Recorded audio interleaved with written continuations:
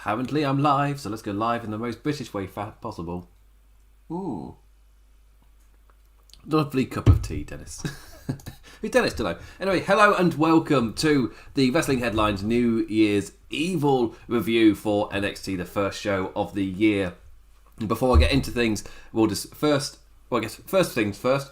Gosh, a wrestling fan in a black t-shirt with a logo slapped on it. My God, it's your audacity.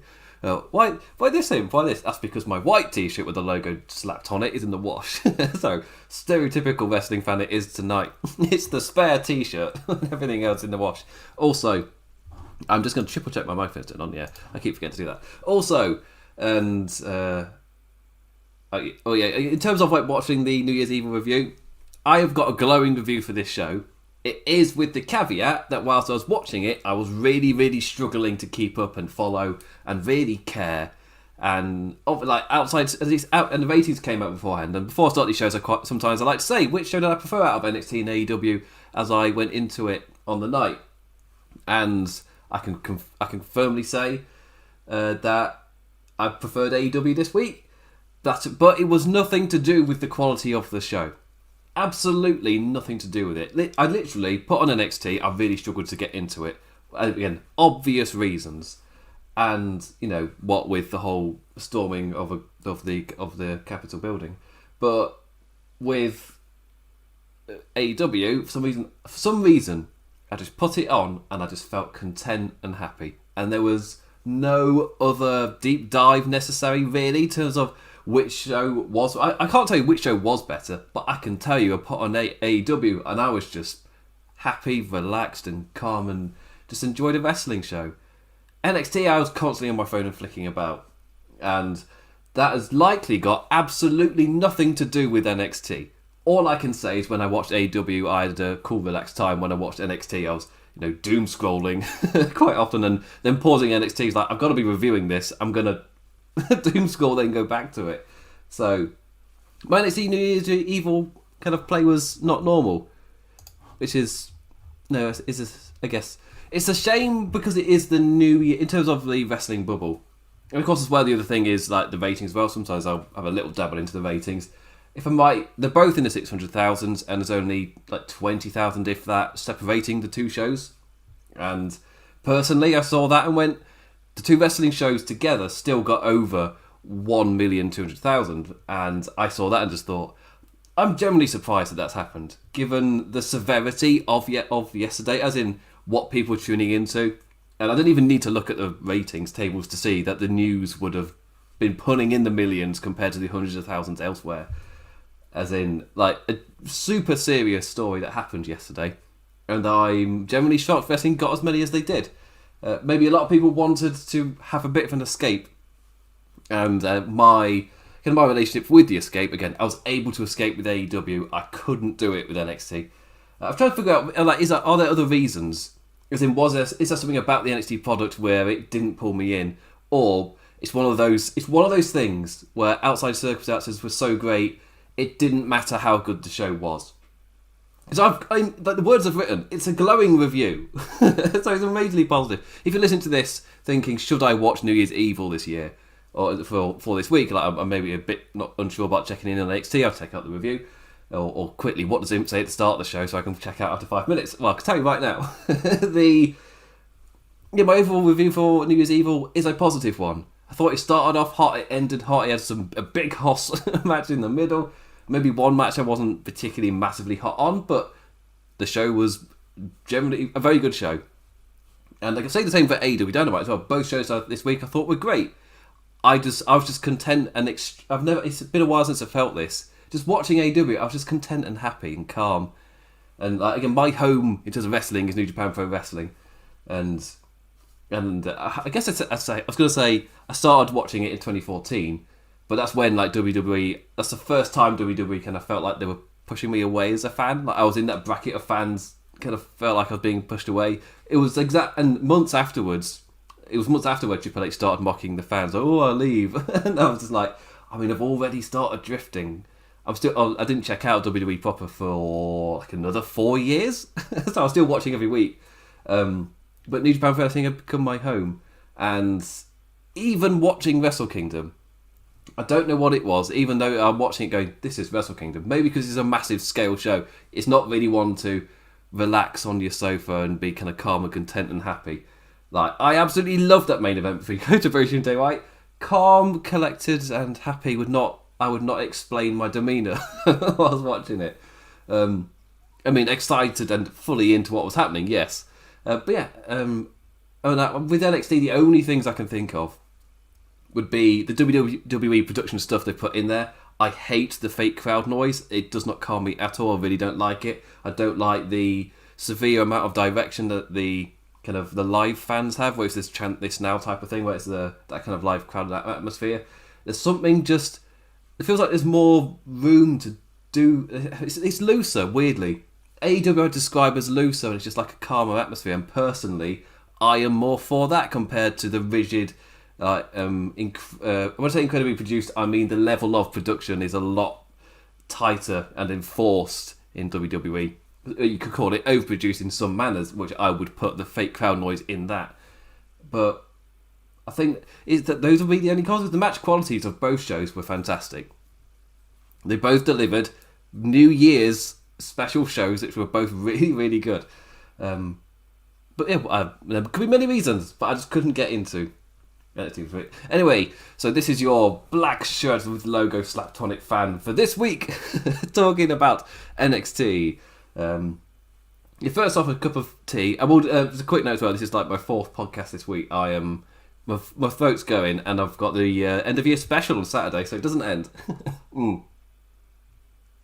Anyway, I'm going to start with the main event because I could have started with the openers gone in order because I think I'll talk about the main event. Then I think I'll go to the opener and go through the show.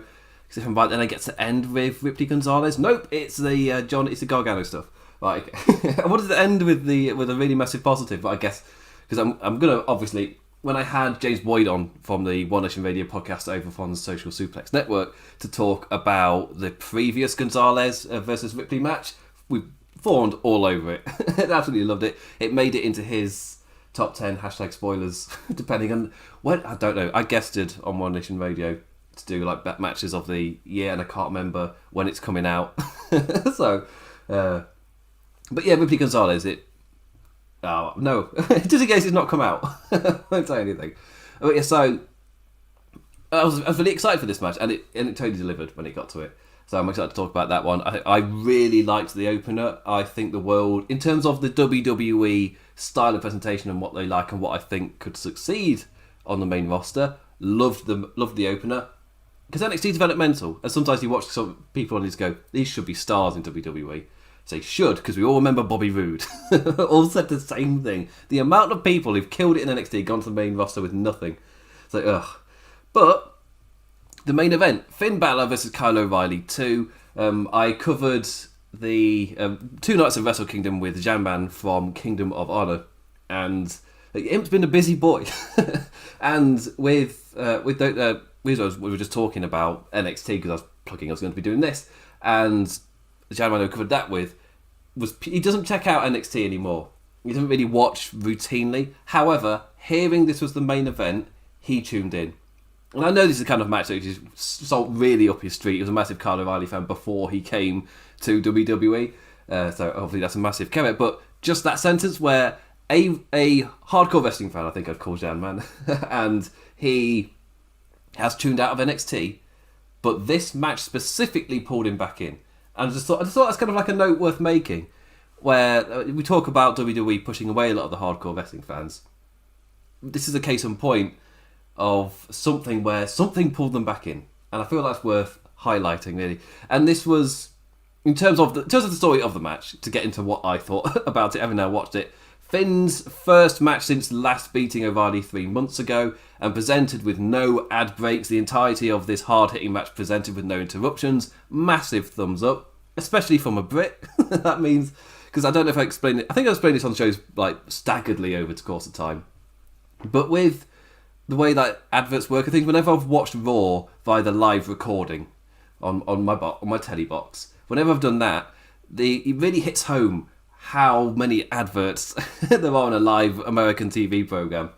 Like, I guess if we got a 30-minute sitcom or like a half-hour sitcom, In the UK, those episodes will probably be about 25 minutes. Actually, I don't know. If I go for, I realised, no, go for a channel, with adverts on it. That's what I was doing there. No, so we'll get like maybe a block of adverts in the middle of the show, and then you get a block of adverts before going to the next one. That's it. In America, there's a third block. If I'm right, it's one after it's one for each act, and the episode will be 3 acts. So it's every 10 minutes there's an advert break, and you get one right at the end, and then there's a post adverts final bit, which I've always found really weird. As in, the episode's pretty much ended, then you come back for a tiny little portion, and then it goes to the next thing. I never got that. as a foreign viewer of American TV, I've never understood that. But it's because in my country, we have halfway through that episode, about 15 minutes in, you'll get a block of adverts, and then at the end of the show, you get one block of adverts, and that's it. So only 2 blocks. However, our adverts are 5 minutes long. They are long adverts, and you feel it. Compared to, again, America, there's more, but they're shorter. So I guess, maybe even overall, over that half-hour period, we might have a minute or two, longer amount of adverts compared to America. Maybe, unless I've completely forgotten the calculations. So my point being, when I see no ad breaks, for me, I'm I'd probably, in this match, in the UK, if it was to air, we'd probably only get one. It would be 5 minutes, maybe in the middle somewhere, in there. For American TV, that's a big thing, because of the sheer amount of interruptions that there are. But yeah, so again, I watched it post, so it's not an issue for me, really. But it's not, I'll bring that up. Anyway, the match itself, I really liked Balor showing no remorse in paying O'Reilly back for the fractured jaw. An awesome little beat. O'Reilly biting the rope at one point to break a hold, so the Irishman just gave it a big old kick. That was awesome. I love the selling effort as well, really super serious. The doctor comes out as well, just to check on him, playing on the fact that Finn Balor did fracture his jaw last time. Again, painted the champion as relentless. And the champion was grinding down the challenger, working on that jaw the entire time as the Undisputed Era man did his best to try and fight back in. But Balor had no messing about, zoning in on that jaw with every movement. Kyle had to charge his way back in, desperately fighting to gain a foothold, especially as we got closer and closer to that final 10 minutes. Balor resorting to quickly swing the match back with signatures like the Sling Blade, but O'Reilly was in full momentum, getting that foothold. No relenting from the challenger this time, breaking the champion down and coming damn close with the Brainbuster. Balor bleeding from the brow for the remainder of this match, violently kicking the UE lad in the liver to lock in the stretch and ground him for a submission with no escape. And O'Reilly taps out. The first time he got his mouth onto the ropes, this time, no, he cranked back the neck and the head, so he's not doing that again. So yeah, a really solid match. O'Reilly having to voice his submission in the end, with his neck cranked back and every part of him in the submission, just every part of him locked in that hold. Balor winning this match as if he was the one avenging defeat. Just the ferocity from him. Loved it. A great main event. Fantastic follow-up to the first match, especially. Both men wearing the wounds of war yet again. So I don't know, I feel like if you're one of those people who watch a series of matches between two wrestlers, one after the other, maybe a year or so down the line or whatever it is, I guess for me the most recent would be Okada Omega, where I wouldn't say I watched them back to back, that's a bit of a... but I have rewatched the matches since, and where you notice the nods and flow, Ciampa versus Gargano, let's bring it back to NXT. With Ciampa and Gargano, you notice the nods to the previous stuff, and it flows a lot better if you watch them kind of one after the other. Yes, you might get a bit tired, watching the same two wrestlers wrestle each other again and again and again. But you'll notice the nods and the flows kind of gel a bit better. Kyle O'Reilly and Balor, I feel like the two matches being 3 months apart really helps. However, one leads after the other so well. I reckon that these two matches will watch back to back really, really well. Especially as you see the character switch from Balor, as he specifically tries to get revenge on O'Reilly. That even though Balor won, Balor was the one out, and O'Reilly was the one still getting momentum, having an amazing ladder match with Pete Dunne on NXT for the War Games, having a really strong War Games showing as well. So he came into this number one contenders match, the title match actually, with a lot of momentum, whilst Balor had been out for 3 months and this was his first match back. So I really liked just that dynamic, that even though Balor had won the last match, and he would think, well, now it's time for O'Reilly to try and kick it up a gear as he gets a second opportunity. It was more painted as, I mean, that might have been Kyle O'Reilly's kind of viewpoint that character was coming from, but I just loved how they painted Balor as it seemed like he was the one out for revenge, even though he won. He took that fractured jaw as a sign of defeat or weakness, and he came to show Kyle O'Reilly up on this night. Massive rounds of applause. Really, really enjoyed this main event. And I feel like my biggest applause is how well I feel it follows up from the first match. Because I don't think this match for me is going to make it onto any of my top 10 lists, especially when we've seen the bar that there is right now. And like, I can't rate Jay White versus Kota Ibushi any higher. Yes, it's right up my personal preference street. And like, even this week, I preferred Rey Fenix versus Kenny Omega from AEW. That knocks it down again, even if it's still really, really good. However, as a kind of companion piece to the first match, it works incredibly well. My only worry with NXT is I somewhat feel they've lost that when you watch the thing, you can't wait to see what happens next because everything stays super canon and you can't wait for one thing to build off the last. I don't get that feeling as much with NXT anymore. I get that with AEW. They're slowly building my trust in terms of that method of storytelling, as in what I'm watching will still matter half a year from now. NXT, there's that little bit of we're putting the thing out there so that I think I was going to use ratings, but that's not right. Is that it feels like they're trying to be exciting, whilst I watch AEW, I feel like I'm being told a lovely bedtime story. That's not quite right. But I used to have that same trust in NXT. It's only been this past year that's done that. Of course, this is new year now. Do I do a refresh like AEW done for their rankings? Do I do a complete refresh? Or do I just point out that I was a massive fan of NXT? There's a reason I decided to cover this stuff, but this past year, I feel like my trust in their storytelling ability and reasons for me to care in the characters I'm watching has been eroded quite a bit, and I don't know if they're quickly falling in terms of what is my favourite brand from WWE. I've probably seen both main rosters are climbing and improving whilst NXT is falling. That said, NXT was miles ahead of the main roster for so many years, and we're just constantly saying, how's the main roster this bad? So it's good to see the main roster finally improving in multiple areas. I still say, as a overall show, maybe NXT's still right up there, purely because the mid-card of Monday Night Raw for me, as an example, is just so, I won't say dire, but it feels like I'm having my time wasted with so much of it. It's the same repeat feuds that aren't going to move on from anything, just over and over and over. It's just like the middle of your show, the vast majority of time is just pointless. I might as well. Why would I watch this show? I don't get that as much with NXT, even though it's definitely crept in this past year. So we'll wait and see. It's only out of their entire existence, it's 1 year that I'm not that high on. It's just that it was the most recent, which is why it's kind of where I feel like I feel a bit down on NXT right now. But again, it's 1 year. I'll see. I'll see how I'm feeling when it comes to TakeOver in a month. When I'm all hyped for the Rumble, will I also be hyped for NXT? Also, this is my first show back after a few weeks, and I've not watched any WWE whatsoever. The only wrestling show I watched before Wrestle Kingdom was the Brody Lee tribute show. And I had no plans to watch any wrestling till Wrestle Kingdom. I was going to generally just tune out completely, and obviously I felt like I'm going to have to tune into AEW last week. But yeah, this is the first WWE show I've tuned into since Christmas break. Since I broke up for Christmas, TLC. That's what I'm looking for. TLC was the last WWE thing I covered, and this is the first one since then. I'm up from this time last year. Up on Raw.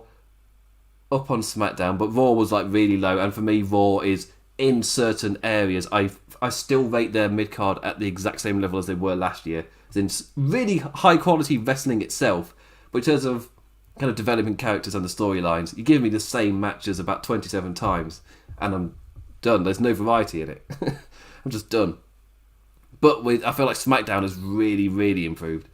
They might be above NXT right now, personally, in terms of the WWE hierarchy. And for me, that's a massive sign of how far NXT have fallen. Another sign, the end of year awards when I go through, record them with Sir Sam on Saturday. I think we're going live on Aussie time. So if you haven't listened to this as an Aussie, we're going live at like, is it 8:30 GMT, which I think is like night time for Australia. Yeah, so you get a nice Aussie thing. I'll save my accent for then. Just to piss off Sam. Anyway, let's go through the show in order.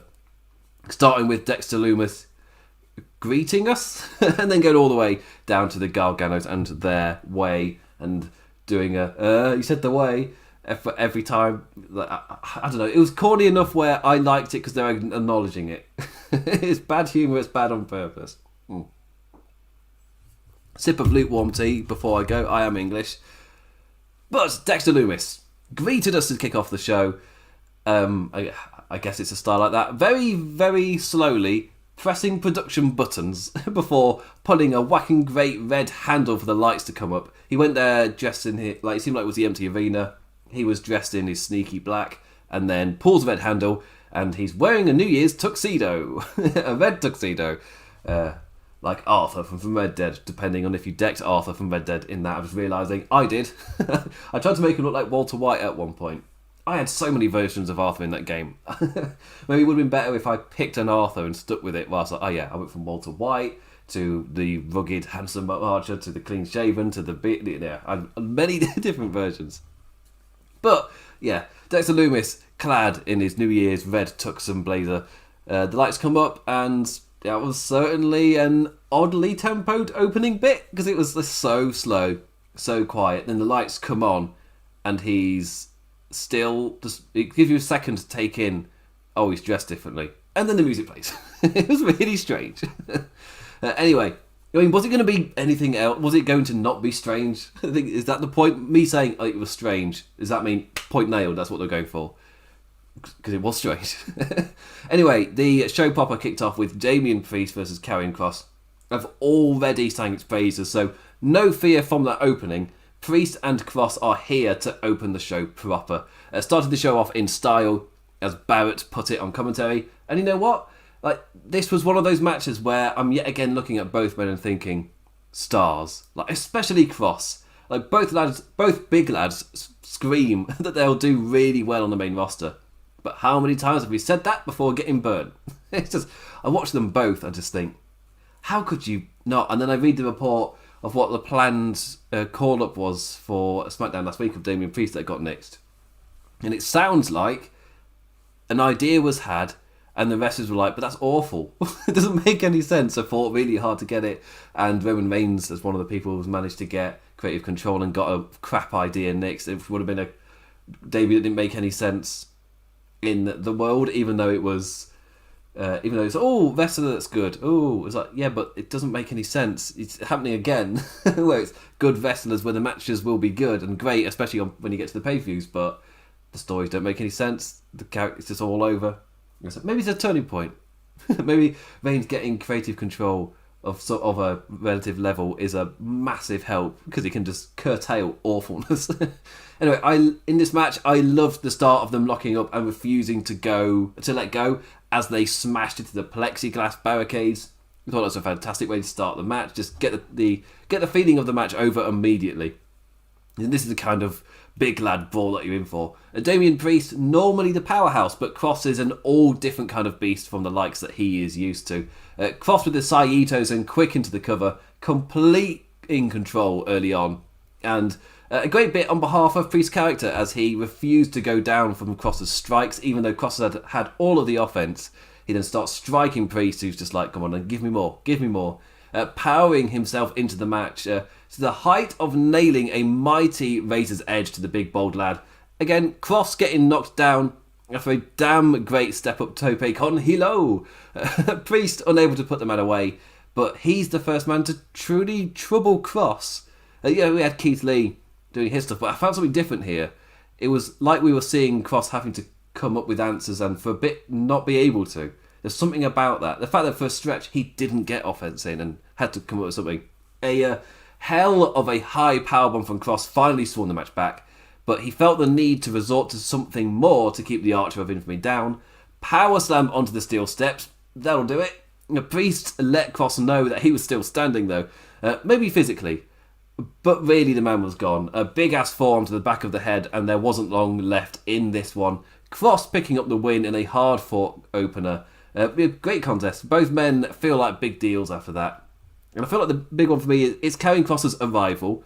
And I felt like, yep, this character is fully back. I'm ready for the next thing, which could just be Balor Kross. And because it's a big enough win for Kross, which just immediately just gave him almost all of his momentum back. But I am someone who thinks the world of Kross, specifically with this kind of character, specifically in WWE's setting. I really like if they just do this. Again, if we say this so many times, if the way what we are seeing with his presentation of Kross, just I don't understand the hesitation of just repeating what he did in NXT, especially if it worked really well. Maybe because it's not a Vince creation, or it's not. It doesn't make any sense. It's got so many writers to make up stuff. That was a comment of nothing. But yeah, it's a weird one where you see a character introduction just nailed, especially with the return of Kross, where beforehand was just like establishing his character, working out certain kinks. Now you saw this, it's like no, they've got it all figured out. It's really strange that they keep mucking it up on the main roster. Anyway, again, both of these men, I find it really difficult to picture how they could mess them both up. I'm not saying just one, because I expect at least one to be mucked up because of what's happened since the existence of NXT. However, I have massive hopes for both of these guys, so at least one of them. Surely at least one of them. You can't retribution both of them. Look what's happened to Dijakovic. Dijak, who is an amazing talent, who was up there as this awesome era of big lads in NXT with Keith Lee, Dijak, Karrion Kross, and Punishment Martinez. Forgotten his name for a second. Literally to talk about. I'm gonna have to scroll up. Damien Priest, Jesus Christ. Yeah, so with the four big lads era of NXT, and one got called up with a strong push in Keith Lee, which then kind of just dithered out because there wasn't any long-term plan, and seemingly trying to build back up now. But of course, he's lost a lot of that momentum, so he doesn't feel that important. When he faces Drew, there's no belief he could ever possibly win. He's in that kind of role. He can build that momentum back up, but case in point of they didn't have any long-term plan. Then the other one in Dijak, he's in a joke stable, all jobbers. It's just the same. It's a shame, as in dead on arrival, still dead now. If anything, they were looking for that next event to make them completely dead. Anyway, after this, the Undisputed Era had an interview backstage. Strong and Cole will be the two to enter the Dusty Cup this year. And next week they take on Breezango in their first round match. But tonight is all about Kyle O'Reilly. I've already gone over that match. Match number 2. The NXT Cruiserweight Championship. Santos Escobar versus Gran Metalik. Santos, of course, joined by his Legado de Fantasma friends. And Gran Metalik by Lindsay Dorado. Escobar decked in mask, cape and all for the special telly show title defense. Love it. Some great lucha in this match. So I can't really commentate on if any animosity exists or the building to this, because I haven't watched NXT since the week going into TLC. So I've missed 2 episodes. So I don't know if there was anything. But I would describe this, it felt like it was fitting of the second match in the card. As this title has slowly become in its NXT era, as in solid, but nothing that truly sucked me in. But there were some strong moments, like Escobar sliding out as Metalik popped off the apron and then moonsaulted down onto him. There's an awesome picture of that on WWE.com. That was damn nice. The King of the Ropes with his ropey dope, drop kicks, topes and all. And Dorado, the ringside equaliser as well. But Escobar's a damn smart competitor, dropping Metalik onto his knee before nailing the Phantom Driver for the win. And as soon as I finished, it was Escobar just doesn't have bad matches. But I don't really get invested in them either. And I don't think that's his fault. I think he is a really good talent, and the group is great. I love Legado de Fantasma. The little promos they do, just to get over their the characters of the group as a whole, their mission. I think they're really strong, really good. But there isn't much of a division. The competitors that he's up against never feel like they could dethrone him in any manner. It feels like it's one. Normally, I've described it as one challenger at a time. Recently, there seems to have been a little bit more effort in that with Atlas and Swerve, and maybe that is simply just because they like to get Atlas some momentum so that he can then possibly beat the champion. But yeah, it's a little bit of champion of what division. I don't watch 205 Live, so that's a massive part of that. So I don't see anybody. I don't really see the interaction there. But yeah, he has solid matches that I don't really care about. It's another one. Yeah, solid matches, but I'm just not invested in them. The last time I was Leo Rush Angel Garza. That was the last time I truly cared because I didn't get into the Cruiserweight Championship tournament, but I got into Leo Rush versus Angel Garza, and they did it like on the night they were able to do it. Just turn it on. Both of them were amazing, but I've not gone back to that level. Not since then. That was the last time I was truly invested. But he has solid matches. So it's an odd one. It is an odd one. I've talked about later. Well, actually, no, I'm jumping ahead of myself because first we've got to look at how strong Ripley and Raquel Gonzalez are. Oh, they're really muscly. And that's literally just them lifting weights. Like, oh, aren't we muscly? Like, yeah, big hoss, big hoss match. Hola, Jofo. Yes, hope all is well your end as well. And I would say I'm blurry-eyed too. So Japan time, live at midnight my time when I'm on Japan time, is going relatively better than I expected. Mercedes Martinez is real happy to be back, and she is even happier to be beating up Io Shirai. I called Mercedes Martinez as a possible fourth team member for the opposite team at War Games. However, I can't remember who they picked. Oh no, to be like, instead of Io Shirai, I was like, oh, bring in Martinez. But then I'm like, no, let's do Io Shirai versus Mercedes Martinez. Like, yeah, all down for that. All down for that. And the promo was great. Mercedes Martinez showing that, yes, she would have been great at the main roster immediately, aside from the fact that, she dodged a bullet. It's fair to say. Fair to say Mercedes Martinez dodged a bullet going from what she was presented on the main roster to this. This now. So, yeah, one's a little bit higher in terms of, career flattening. Now I'm talking about, yes, awesome to see Mercedes Martinez with a great promo, and I'm really getting excited immediately for her versus Io Shirai compared to the others from that group. Poor Retribution. Anyway, a gimmick, it ties up quite well in terms of a gimmick, kind of just seeing how it works on television. Xia Li versus Katarina Dejobber. Not her name, that's just what I've written down. The gimmick for Xia Li finally arrives on TV. The VTRs, the promo packages, the videos have all been fantastic, and I was really interested to see if it would translate to TV, or is it amazing VTRs and you see it live in the ring and it's just bollocks? Which one was it? The answer was, it's good bollocks. It's good wrestling bollocks. That's how I'd explain it. Like, entrance-wise, a very unique aura and feel, maintaining the cinematic black bars to somewhat maintain the vibe. The creepy lass seated upon her throne on the stage. Xia Li with devastating kicks and the final knockout blow looking flipping amazing. Glad to see the transition to the in-ring worked on first viewing. Again, first viewing, nothing exceptional, nothing crazy, but also strong. Yeah, it got over. It was a jobber match, but that final kick for me is what sold it. In terms of like selling the maneuvers and all the stuff for Xia Li. That last kick, flipping, just absolutely sold it. It's like, yes, you felt all the ferocity behind the character, and just Xia Li's demeanour the entire match. It felt like that kick suited her really, really well. Now I'm interested to see what Bo does. I mean, he could just stand there with his shades on the entire time, and I might be fine with that. Just because Xia Li's so great. Yeah, again, interesting to see how she climbs the card after this, but we're still in character getting over mode. It's fine. It's week one. Again, the entire time this has been playing out, I've just been saying these video packages are great. Can't really give an opinion because I don't know what's happening. And still, they've done a really good job of building and building and building without giving too much away, without me being able to sit here and give a full-on opinion of everything, because they've not had Xia Li come out and say, these are my feelings, these are my emotions, I don't like you, or you, but I'm friends with that one. As in, that's what they do that so often on NXT, just full exposition dump of, you need to know this character's entire motivation spree. I like Xia Li because she doesn't have anything like that.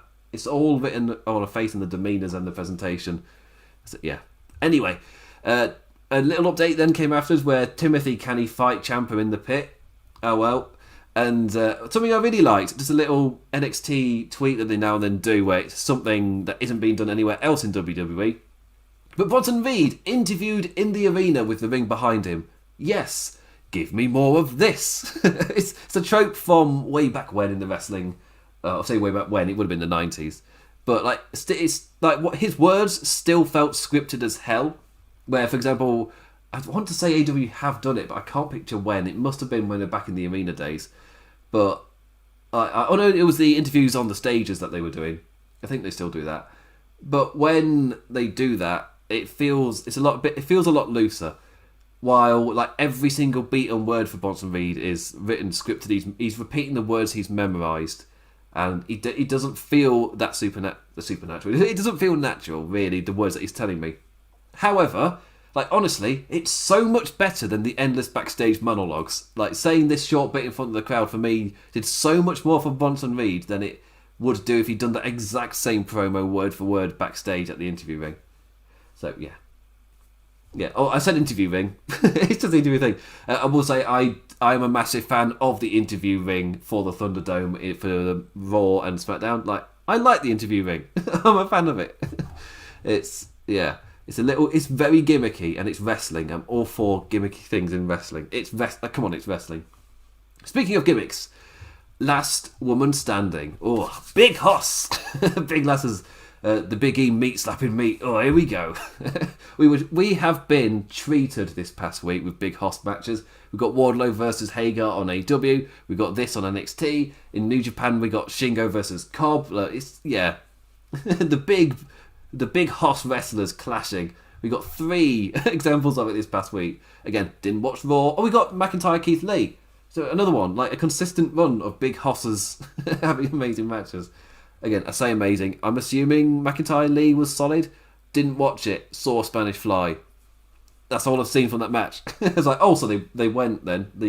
It wasn't like this is a TV. We'll give them some stuff, but not give them that much. Oh no, they gave him a Spanish Fly. Oh shit. Right, okay. But anyway, yes. Big Hosses, Rhea Ripley and Gonzalez clash once more. And yeah, laying in the strikes from the get-go. Quickly escalating to weapons in a ringside brawl. Gonzalez swatting down a dropkick flying Ripley, who'd popped off the steel steps before getting clobbered with a chair. Immediately, yes, where's this going? I'm enjoying it. WWE's new favourite toy in handcuffs. Read it once again. This time to show off Gonzalez's strength. So there's a genuine character reason for you to do this. I'm fine with this. Ripley cuffing her to the ringside cage wall. But Big Mama Cool just ripped herself free. Big Hoss strength. It's funny when I do it. Nerd in a black wrestling t-shirt with a logo slapped on it. A pattern of Rhea coming up with plans, only for Gonzalez to counter her and drive her down. The ring bell hammer, that little hammer that they use to hit the ring bell. Nope, in your face goes the bell. No painful looking backdrop to you through the announce desk, and no, you go crashing off the stage. I like the Rhea Ripley seemingly coming up with an idea and going to charge at Martinez, who then just countered her and did something else. I like that. It's weird that you've seen Ripley amp back up. She's going to do a thing. No, she isn't. It's like a big hoss. The two brawled all over backstage. The sugar glass door smashing all over as the piped in "This Is Awesome" chants play. I adjust that at the beginning of the show. My biggest turn off for NXT right now, and one of the reasons I think I wasn't able to just kind of relax and enjoy this. I hate the piped in crowd. Cannot stand it. Be it in terms of like live sports right now when they do it. Can't stand it there. Like over here in England with the football, you have 2 live broadcasts. One with the crowd inserted, like you heard on NXT, This Is Awesome. One with nothing inserted, it's just the live picture with the live audio. And every time I'm on that live audio. No, it's weird. I don't like seeing an empty arena but hearing like massive chants as if it's a packed 15,000, 20,000. Like, no, I'm perfectly fine to hear the audio of what the thing is that's happening. So yeah. Anyway, Dakota Kai, the equaliser here, noticing the backstage brawl had not really gone their way because Ripley dove off metal lockers, crashing through a catering table clad Gonzalez, and Raquel clearly in trouble. the Kiwi makes her run out to take a lockador to the face for her team. Well done, Dakota. Ripley immediately stuffing the last in one before pissing off back to Gonzalez. Like that as well. The brawl led to a nasty landing for Gonzalez. Ripley's fireman's carry crashing her into the big on-stage X that was there. Like, obviously it's WWE, so the screen flickers, because that's how technology works, apparently. But our Big Hoss match ending had a Big Hoss bump in the end. Ripley climbing some steel steps on the stage. For some reason they'd got there. I think I must have missed that. Maybe did that during the break. Planning to riptide the last, but beware of the power of the Big Hoss. Gonzalez powered up and bombed down with the Aussie through the stage. Big Mama Cool makes it back to her feet for the win. Gonzalez continuing to feel a bigger and bigger deal. And I feel like Mercedes Martinez is a great kind of strong veteran for EO to defeat before then, losing to Big Hoss. Like, surely EO, we're building up, and Gonzalez is going to win. I'm going to get a massive Gonzalez reign. That's what I do. Building him up really well. Just go with it. Vic Joseph putting her over as the baddest woman in NXT. That big match is coming. The question is, when are you holding it off for? Will it be the Rumble or will it be the WrestleMania NXT? Who knows? Anyway, there wasn't really much after this because we immediately went to Cars Outside for the Way's celebration for defeating the curse. Another celebration. Immediately I was like, I swear the last NXT they did a celebration. And Vic Joseph was, it's like another celebration. Like, he was just hammering that home. It was like, oh, okay, so I'm meant to be feeling that way. Okay, that's good. That's good. That means that was what I was internally saying. Then Vic Joseph is hitting on that. It's like, okay, that is what I'm meant to be feeling. That's good. Okay. In the chat, Kushida Gargano will be an epic match in the future. Can't wait. Me as well, honestly. I loved the aggression from Kushida. It was just that, for me, they showed that aggression. They got that new kind of edge to him over. Then he just disappeared off the face of the earth. And now he's back again. It's like, oh, that's something I'm not often down on the main roster for doing, where you get this aggressive edge over of a character, but you don't have any plans for them when you do that, so they just disappear until you think of something. And often again, I'll credit AEW. I can't say it for the women, but for the rest of the roster, if you saw that Kushida aggression being shown, it was because it would lead to something, compared to him going missing for months, which is a bit of a shame. Anyway, really looking forward to him versus Gargano. They're building it well, and getting the family over and the odds that they're going to have to fight against, but also showing how damn strong both the Shotzi Blackheart and Kushida are. So let's talk about the shenanigans first. Johnny did it! The curse is broken! Hooray! Candice with a commemorative plaque for him. Austin and Indy with a fancy Marvel-like artist depiction of the Way, which obviously Johnny loved. And before our double interruption, the Johnny revealed that he and Austin will also be entering the Dusty Classic as a team. Again, really like that, because the initial kind of lineup of Dusty teams that they showed, I was like, oh, there's a few strong ones in there, but ultimately I was like, this feels a lot weaker than past years. Suddenly you get additional announcements like this, okay, and then you get the William Regal one later, which I think that is what I'm ending the show with. Yeah, just realising that, yeah. So, yes, this match itself. When Shotzi Blackheart came out, just realised. Johnny revealed that with Austin, they're going to be in the Tag Team Classic, and out comes Shotzi Blackheart in her tank. Austin's like, no, I got this. He steps up, so the lass on the tank fires a toy rocket right into his ghoulies. Oh, what was it? The what did Barrett call it? It was the wedding tackle? Is that what he called it? I think it was. And that was another distraction for Kushida to run out to make his mark on Gargano. And, oh, hello, Dexter Lumis is there, ringing the bell and pointing at the screen. And honestly, I think Dexter Lumis is my least favourite thing in NXT. I don't know if what he's doing works with a lot of people, so that's why he's getting as much screen time as he is, or if what I'm feeling is a general consensus. Or is it just the hardcore wrestling fans? Because again, we're such a small minority. It's often you get in the Twitter wrestling bubble, but it's not actually that many fans that are in that bubble. And you get the echo chamber effect. But yeah, I'm not a massive fan of Dexter Lumis, and I found his stuff on this show weird. I know that's his point, but I didn't find it entertaining weird. I found it not entertaining. Weird. Give me more time. If I wrote a column on it, I'd found a better sentence than that.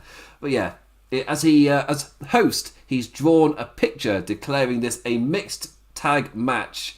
And it's happening right now. The Gargano family, the way irate. It's like, what do you mean there's a match right now? This isn't fair. We're not prepared for it. Kushida and Shotzi, like, come on then. They're calling for the fight. An interesting dynamic for the match. And but when I'm watching it, I'm thinking, NXT's done this a few times where it has me enjoying the dynamic of the thing that's happening. It's like, oh, this will lead to an interesting wrestling match. Unless I ask any questions. Because I'm like, wait. The match was planned far enough ahead for Dexter Lumis to have drawn that drawing. How else? Well, how would he have known to draw that drawing? Unless he's clairvoyant. How would he have known to draw that drawing to then get it ready on the Titantron to then point to? Not only did he draw it, he sent it to the production truck. He got it ready to then be put up on the screen, and so he was able to point to it. But also, whilst I was watching the segment play out, the interruptions were played out as if they just happened in the moment. It's like, well, which one is it? It can't be both, and they have done both. So when I think about it, it's like, oh, it doesn't work. Obviously, you've got this matchup, and you've got the thing that leads to the thing, but it doesn't actually make any sense. It's just like, oh, okay, one thing led to another and caused the thing, but how would he have drawn the picture with it? Because you know that this match is happening. But the characters don't know this match is happening, so how did that character know this match was going to happen? Clairvoyancy is the only answer. Dexter Lumis is clairvoyant. That is the only thing that I can surmise for it to work. Either that, or somehow he communicated with Shotzi Blackheart and Kushida that this was going to be a match that all they needed to do was interrupt. Maybe. Don't think about it. It's just creating that interesting dynamic of the heroes are the one up for the fight, and it's the heels that aren't prepared for it. That it was just a situation to create that. So does it really matter that I look into it? No, it's more for comedicness. Anyway, the Garganos unprepared as our goodies have brought the fight. The Way trying to use their numbers and brain smarts, but they weren't guile enough. Kushida and Shotzi with stereo offense taking them down. No relenting, and Shotzi with a Jesus Christ suicide dive of no regard from the School of Banks. I mean, when I watched it, it was like, wow, that was a really good suicide dive. With no regard, though. Theory and Hartwell made their presence known, but a meeting of the Johnnies led to the quick O'Connor roll pin for Kushida. And Kushida and Shotzi both getting one up on their rivals. Good for them. And this is perfect timing because my eyes have become so blurry from the the hours that don't suit this I've been pulling, and it doesn't get any better. So anyway, final kind of takeaway points. Again, that was a fun match, I thought. Again, that's why I'm more jokey, taking a piss out of the bit from earlier. When here, like, really, it was an entertaining enough match. It was a fun little thing, and your heroes get the win. Like, hey, feel good moment. Yeah. Anyway, so in terms of like announcements going forward, the next takeover is set for Valentine's Day. Partners are going to love that. William Regal announces the first ever Women's Dusty Tag Team Classic. People are going to love that. Yeah. Thumbs up for putting that forward. And Pete Dunne with Bertrand Lorcan were watching on our main event for the evening. I've already covered the main event. I just thought that was a final additional note of, well, what happens next? Is it definitely Kross when Pete Dunne's got an eye on what's happening here? To be fair, it could just be to do more Undisputed Era stuff. But I would have been perfectly fine if that rivalry just stopped at War Games, as in you did your awesome build to it, you had your awesome blow off, and now both parties can go different ways and build up. That's what I'd prefer. I prefer Dunne Balor. Just saying, you can hit on, I swear they did an NXT UK match, you can hit on that, if they did it, and I'm not making that up. So yeah, again, it's getting close to 1am, and I'm on Japan time. Let's go to bed.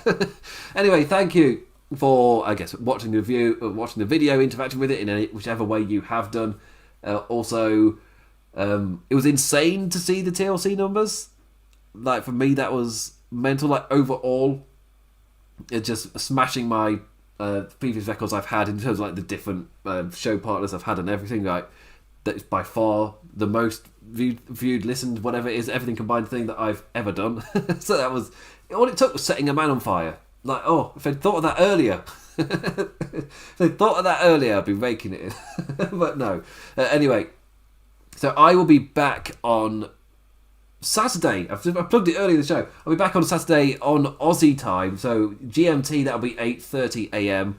If Americans can't fall asleep, which I'm assuming quite a lot of people can't fall asleep right now, but if you're not asleep by 3:30 Eastern, that's when I'll be live on Saturday morning. But yeah, Aussie time, if I'm right, that's in the evening for you, so much, much better time for you to do that stuff. But I'll be up super early for me to do the end of year awards, which is normally a bit of a lengthy show, so we might be going maybe like 2 hours or so. Last year I edited it and put it out. No one tuned in. No one watched that. So doing it live this year to see on Aussie time, see what happens. Trying it out. I've also been streaming on Twitch. I think I'll be live tomorrow. I'm playing Yakuza 0. Just having fun. I'm in Japan mood again, covering New Japan Pro Wrestling. Yakuza 0, a game without an English dub. That's how I play those games. It's awesome. Just pissing about doing side quests. If you want to watch me piss about doing side quests on the video game, I'm doing that right now on Twitch. Also, you'll be back after that on Tuesday for the Raw review. My first Raw of the year. I finally return. Will it be crap? Let's find out. But anyway, what did you make of NXT? Thank you for watching. I guess liking if you haven't already, subscribing, commenting, whatever. Any form of interaction. Even if you've clicked on an emoji on the Wrestling Headlines website. Nearly said Laws of Pain, the old name. Wearing the t-shirt. Eventually, me staring at me wearing the t-shirt as I check the stream's fine. Eventually, I'll learn the name of the website I write and podcast and video and all that stuff for. Anyway, eventually, that's the takeaway message. One day, Imp will know the name of the website when he works for. Anyway, with that, I say thank you for everything. Follow me on Twitter at the Damn Implicat. That's damn as in damn. My Twitch channel is the Implications with 2 S's on the end. There's no fancy way to say that. The Implications. I guess. This is why I normally end these shows 7 minutes ago. Rambling into nonsense. And with that, I say thank you for everything. And I bid you adieu with a blurry-eyed Brit. Adios. I've not got the thing up. So, do proper ones. Do proper goodbye. Bye. Bye.